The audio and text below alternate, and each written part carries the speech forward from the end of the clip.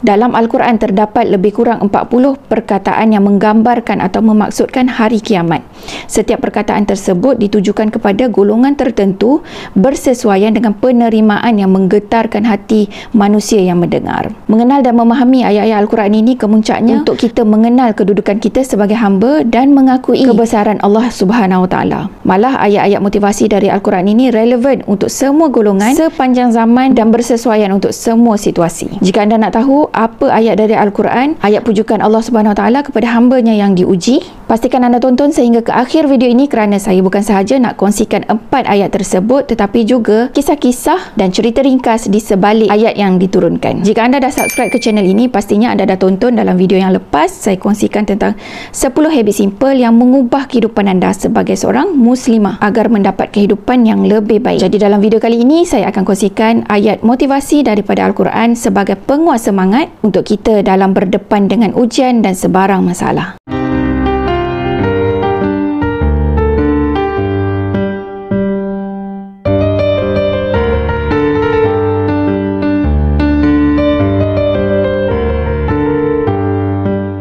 Hai, Assalamualaikum. Saya Muslimah Mansur. Dalam channel ini saya berkongsi tentang personal growth, spiritual dan juga healthy lifestyle. Bagaimana membentuk diri menjadi lebih baik setiap hari. Hari ini saya akan kongsikan 4 ayat motivasi dari Al-Quran sebagai panduan buat anda saat berdepan dengan ujian, sebarang masalah atau apa saja kesulitan dalam hidup di zaman yang serba mencabar ini. Mungkin hari ini anda rasa sangat down, sedih, letih, buntu, diabaikan, jatuh tersungkur, rasa tak dipedulikan dan rasa terbiar. Jangan sedih, jangan buntu. Motivasi. Kadang-kadang ada yang memperlekehkan saat kita menyebut perkataan motivasi. Kerana kebanyakan kita mempunyai motivasi hanya untuk tempoh yang singkat, seolah-olah ia bukan sesuatu yang kekal dan bertahan lama. Saya pernah diberitahu bahawa motivasi ini ibarat gas helium di dalam sebiji belon. Bila belon dipenuhi dengan gas helium, ia akan terus naik dan terbang tinggi. Sampai satu masa, setelah sekian lama, dia akan menguncup apabila gas helium sudah semakin berkurangan. Lama kelamaan, jatuh ke bumi. Belon di sini ibarat diri kita. Dan gas helium ibarat motivasi yang mengisi diri kita. Jadi, untuk pastikan belon sentiasa terbang tinggi, kita tak boleh berhenti daripada mengisi ataupun menambah gas helium tersebut. Gas helium ni ibarat motivasi, semangat.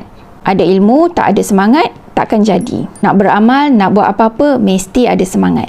Jadi, apa sebenarnya motivasi? Definisi daripada kamus, motivasi adalah keinginan yang sangat kuat atau semangat yang kuat yang mendorongnya untuk berusaha atau melakukan sesuatu dengan tujuan untuk mencapai kejayaan. Biasanya dari kecil kita disuap dengan ungkapan-ungkapan motivasi atau petikan-petikan ayat-ayat motivasi daripada barat. Buah fikiran mereka, idea-idea mereka, ungkapan-ungkapan mereka yang sangat bernas dan cukup hebat untuk menyuntik semangat kita yang sedang berada dalam fasa jatuh atau sedang bertarung untuk bangkit. Bila kita dewasa masuk ke alam kerjaya dan juga bisnes, kita menelaah buku-buku tulisan mereka. Maka bersusunlah wishlist buku-buku yang wajib ada bagi seorang usahawan dan bagi orang yang mahu berjaya. Yang saya sebut ini realiti. Apa yang saya alami sendiri. Pengalaman saya sendiri, teman-teman sekerja dan juga usahawan-usahawan di sekeliling saya.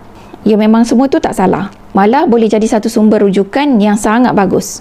Selagi mana ianya ilmu yang tidak bercanggah dengan akidah Islam, kita manfaatkan dan kita hargai. Cuma jangan pula kita abaikan permata yang telah sekian lama ada dalam genggaman kita sebagai seorang Muslim. Dalam Al-Quran, Allah sendiri membicarakan tentang ayat-ayat motivasi dan pemberi semangat. Allah ni siapa? Dia yang cipta kita. Dia yang cipta manusia dan segala makhluk. Pada adanya, bila kita cipta sesuatu, kita pasti tahu tentang ciptaan tersebut. Kelebihannya, kelemahannya, cara operasinya. Jika rosak, nak baiki yang mana, part mana yang perlu dijaga, part mana yang mudah rosak. Kita cipta dia, kita tahu manual dia. So, Allah cipta manusia, Allah Maha tahu tentang manusia. Allah tahu macam mana nak pujuk jiwa manusia. Allah tahu perkataan-perkataan tertentu untuk orang-orang yang tertentu. Satu contoh, dalam Al-Quran terdapat lebih kurang 40 perkataan yang menggambarkan atau memaksudkan hari kiamat. Dan setiap perkataan itu Allah tujukan kepada golongan tertentu bersesuaian penerimaan mereka yang menggetarkan hati manusia yang mendengar. Maka dalam konteks ayat-ayat motivasi dari Al-Quran ini pula, ia merangkumi semangat diri dan kebergantungan kepada Allah Subhanahu Wa Taala untuk mencapai kejayaan fizikal atau duniawi dan juga kekuatan jiwa serta keimanan yang kukuh. Kira kemuncaknya kita tahu kedudukan kita, kenal diri kita dan mengakui Allah Subhanahu Wa Taala adalah tempat bergantung yang sebenar-benarnya. Malah ayat-ayat motivasi dari Al-Quran ini relevan sepanjang zaman dan sesuai untuk semua situasi, semua golongan manusia. Jadi untuk ayat motivasi ini ada banyak di dalam Al-Quran. Saya kongsikan secara bersiri supaya tidak terlalu panjang. Untuk siri pertama ini, kita lihat dulu 4 ayat motivasi yang pertama. Ayat motivasi yang pertama adalah dari surah At-Taubah ayat ke-40. Yang bermaksud, janganlah kamu berduka cita, sesungguhnya Allah selalu bersama kita. Ayat 40 dari surah At-Taubah ini berdasarkan kisah Rasulullah SAW bersama Saidina Abu Bakar As-Siddiq yang sedang bersembunyi di dalam sebuah gua. Yang mana ini kisah ketika mana baginda diburu oleh orang-orang musyrik Mekah. Waktu ni sebenarnya Saidina Abu Bakar sangat runsing andai kata Rasulullah diapa-apakan oleh kaum musyrikin. Dan dengan kuasa Allah, kaum musyrikin tidak menjumpai kedua-dua mereka, walaupun peluang untuk mereka menjumpai Rasulullah adalah tinggi. Ada 2 pengajaran besar daripada kisah ini. Pertama, pertolongan Allah ketika kita ditimpa ujian, dan yang kedua, nilai sebuah persahabatan di mana waktu mereka bersembunyi, Rasulullah SAW telah menenangkan Saidina Abu Bakar dengan menegaskan bahawa mereka tidak berdua kerana ada yang ketiga, iaitu Allah Subhanahu Wa Taala. Dan ketika itu Allah turunkan ketenangan kepada Rasulullah dalam berdepan situasi yang getir dan cemas. Jadi bila mana saja kita berdepan dengan ujian dan merasakan sendirian dalam menjalani kesulitan, kesakitan, rasa hilang tempat berpaut, rasa tiada sokongan, tiada bahu untuk bersandar, ingatlah Allah sentiasa ada untuk kita. Malah Dia sedang melihat setiap apa yang kita lalui, biarpun ketika itu tiada sesiapa di sisi kita. Dia maha memahami apa yang sedang kita risaukan di ketika tiada sesiapa yang memahami dan menenangkan. Maka di saat berdepan sesuatu ujian, tak perlu bersedih hati. Kebahagiaan dan kesedihan datangnya seiring dan bersilih ganti. Tugas kita, ambil iktibar dari setiap yang berlaku, perbaiki diri, kembalikan segalanya kepada Sang Pemberi ujian, Sang Penunjuk jalan, bahawa segala yang terjadi adalah ketetapan yang terbaik dari Allah Subhanahu Wa Taala. Ayat motivasi yang kedua adalah dari surah Al-Baqarah ayat 155 ke 157 yang bermaksud, dan berikanlah berita gembira kepada orang-orang yang sabar, iaitu yang ketika mereka ditimpa musibah mereka mengucapkan innalillahi wa inna ilaihi raji'un. Mereka itulah yang memperoleh rahmat dan ampunan dari Tuhannya, dan mereka itulah orang-orang yang mendapat petunjuk. Ujian dalam hidup ibarat rencah dalam sebuah masakan. Tanpa rencah, masakan tiada rasa, kosong dan tidak sedap. Rencahlah yang memberi rasa masam, masin, manis dan pahit serta melengkapi citra rasa dalam menu tersebut. Hidup tanpa ujian adalah mustahil, dan ujian datang dalam pelbagai bentuk. Ujian fizikal, emosi, intelektual, perasaan dan sebagainya. Berbeza bagi setiap manusia. Ia berdasarkan kemampuan masing-masing untuk menanggungnya. Dan kunci utama ketika berdepan dengan ujian adalah sabar. Sabar ini walaupun mudah menyebutnya, namun ramai antara kita terleka darinya. Kerana ketika ditimpa sesuatu ujian, kadang-kadang kita sering menyalahkan diri sendiri, satu sama lain, atau bahkan menyalahkan takdir. Seharusnya dengan ujian, kita semakin sedar bahawa kita ini hamba kerdil sahaja milik Allah Subhanahu Wa Taala, dan apa sekalipun yang terjadi, baik yang manis atau yang pahit, kembalilah kepada Dia. Kerana itu, ketika ditimpa ujian, ucapkanlah innalillahi wa inna ilaihi raji'un. Sebagaimana dalam ayat tersebut menyatakan, ianya berita gembira buat orang-orang yang bersabar dan menyerah diri kepada Allah ketika menghadapi ujian. Apakah berita gembira tersebut? Dinyatakan pula dalam ayat 157, mereka yang sabar ini akan beroleh keampunan, rahmat dan petunjuk daripada Allah Subhanahu Wa Taala. Ingatlah bahawa segala ujian pasti ada hikmah di dalamnya. Takdir Allah dan segala yang berlaku takkan pernah sia-sia. Pasti memberi kebaikan buat manusia. Malah orang yang beriman akan menjadikan ujian sebagai batu loncatan atau titik tolak memperbaiki diri kepada sebuah kehidupan yang lebih baik. Maka ucapkanlah alhamdulillah atas segala bentuk kurniaan dari Allah. Ayat motivasi yang ketiga adalah dari surah Yusuf ayat 87 yang bermaksud, dan janganlah kamu berputus asa daripada rahmat Allah. Sesungguhnya tiada berputus asa dari rahmat Allah melainkan orang-orang yang kufur. Ayat ini berdasarkan kisah Nabi Yakub yang tidak pernah berputus asa mencari anak-anaknya, iaitu Nabi Yusuf dan juga Benyamin. Kerana keyakinan dan kepercayaan yang sangat kuat terhadap aturan Allah telah menghidupkan sebuah harapan dalam diri Nabi Yakub terhadap anak-anaknya yang hilang. Kesedihan baginda tidak sedikit pun membuatkan baginda berputus asa dalam usaha tersebut. Maka sebagai manusia biasa, kita perlu yakin bahawa harapan sentiasa ada bagi orang yang percaya kepada perancangan Allah.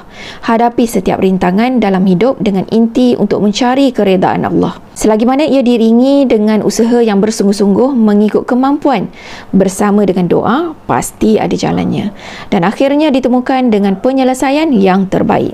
Putus asa bukan sesuatu yang boleh dipandang remeh, kerana berdasarkan ayat ini jelas menyatakan bahawa hanya orang-orang yang kufur akan berputus asa. Yakinlah rahmat Allah tersangat luas. Dan ayat motivasi yang seterusnya adalah dari surah Al-Insyirah ayat 8 yang bermaksud, dan hanya kepada Allah hendaknya kamu berharap.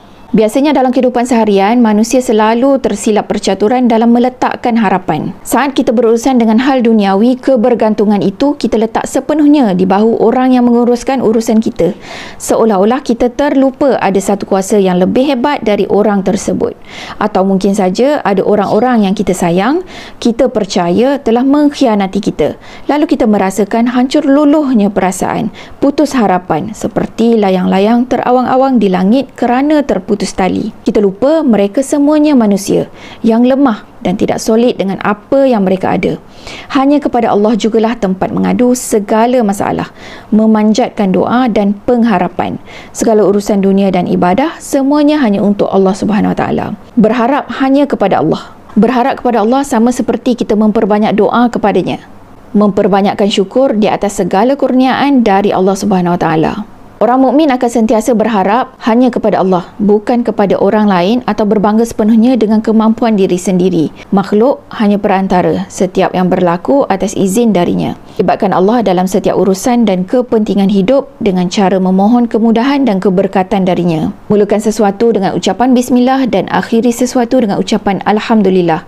Semoga kita sentiasa sedar ada Allah dalam setiap perkara. Baik. Itulah tanda kasihnya Allah Subhanahu Wa Taala terhadap hamba-Nya, kita manusia. Dia menciptakan manusia dan dia juga telah menciptakan manual bagaimana untuk kita beroperasi menjalani kehidupan yang terbaik, sama ada ketika menerima kegembiraan ataupun melalui musibah dan ujian. Allah telah menyediakan pujukan-pujukan, ayat-ayat pemberi semangat buat hamba-hambanya dalam menghadapi mihnah kehidupan seharian. Dan hebatnya kalam Allah ini, setiap bait yang disebutkan sesuai untuk sepanjang zaman dan berbagai situasi. Kita recap balik secara ringkas 4 ayat motivasi yang telah dikongsikan tadi. Yang pertama, Allah sentiasa ada dalam apa jua situasi. Yang kedua, sabar menghadapi ujian, kembalilah kepada Allah.